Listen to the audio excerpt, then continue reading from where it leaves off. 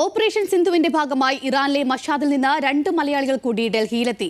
കോഴിക്കോട് ഇടഞ്ഞിക്കൽ സ്വദേശി റഷീദ്, മുതിരിക്കത്തറമ്മേൽ മലപ്പുറം തിരൂർ സ്വദേശി മുഹമ്മദ് ഇംതിയാസ്, ചക്കാലിക്കൽ എന്നിവരാണ് എത്തിയത്. വിവരങ്ങളുമായി ശരത് ലാൽ ചേരുന്നുണ്ട്. ശരത് ലാൽ, 2 മലയാളി വിദ്യാർത്ഥികൾ കൂടി എത്തിയിരിക്കുകയാണ്. ഇനി എത്ര പേരുണ്ടാകും അവിടെ? എന്തൊക്കെയാണ് വിവരങ്ങൾ?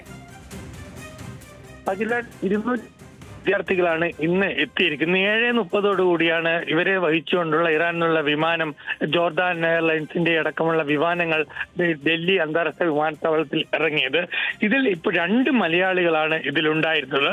ഇതിൽ നേരത്തെ അഖില പറഞ്ഞതുപോലെ തന്നെ കോഴിക്കോട് ഇരഞ്ഞിൽക്കൽ സ്വദേശി റഷീദ്, അതേപോലെ തന്നെ മലപ്പുറം സ്വദേശി, തിരൂർ സ്വദേശി മുഹമ്മദ് ഇംതിയാസ് എന്നിവരാണ് ഈ വിമാനത്തിൽ ഉണ്ടായിരുന്നത്.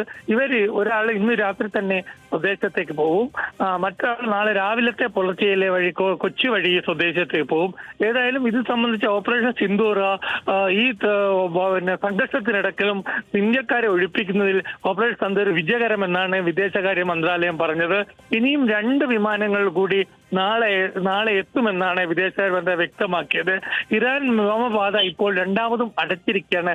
അതുകൊണ്ട് തന്നെ തൊട്ടടുത്തുള്ള അർമേനിയ വഴിയുള്ള വിമാന സർവീസിലാണ് ഇപ്പോൾ നോക്കുന്നത്. എന്തൊക്കെയായാലും ശരി, ഓപ്പറേഷൻ സിന്ദൂർ തുടരുമെന്ന് തന്നെയാണ് വിദേശകാര്യ മന്ത്രാലയ വൃത്തങ്ങൾ നമുക്ക് നൽകുന്ന വിവരം. അഖില, ശരി ശരത് ലാൽ, വ്യക്തമാണ്.